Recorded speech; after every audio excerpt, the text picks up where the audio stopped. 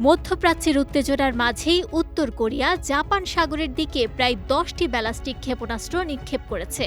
দক্ষিণ কোরিয়ার সামরিক বাহিনীর এক বিবৃতিতে বলা হয়, স্থানীয় সময় দুপুর 1:20 দিকে উত্তর কোরিয়ার সানান এলাকা থেকে ক্ষেপণাস্ত্রগুলো উৎক্ষেপণ করা হয়।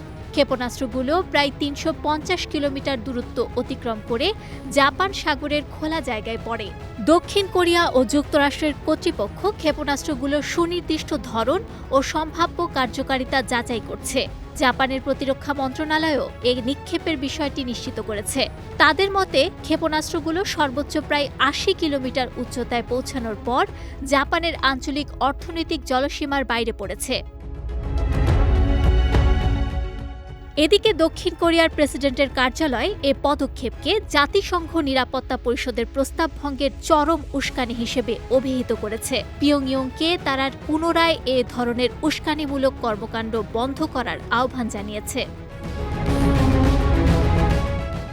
এই ক্ষেপণাস্ত্র পরীক্ষা এমন সময় করা হলো যখন যুক্তরাষ্ট্র ও দক্ষিণ কোরিয়ার যৌথ সামরিক মহড়া চলছে। মহড়ায় প্রায় 18,000 দক্ষিণ কোরীয় সেনা অংশ নিচ্ছে এবং এটি 19 মার্চ পর্যন্ত চলবে। দীর্ঘদিন ধরেই উত্তর কোরিয়ার নেতা কিম জং উন এসব মহড়াকে আক্রমণের প্রস্তুতি হিসেবে উল্লেখ করছেন।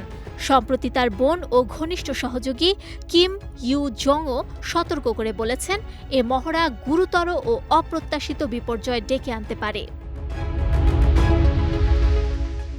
বিশ্লেষকদের মতে, মধ্যপ্রাচ্যের সংঘাতের দিকে বিশ্ববাসীর মনোযোগ থাকা অবস্থায় উত্তর কোরিয়ার এ পদক্ষেপ নিজেদের সামরিক শক্তি প্রদর্শনের জোরালো বার্তা। নুসরাত আহমেদ, বিজয় টিভি, নিউজ ডেস্ক।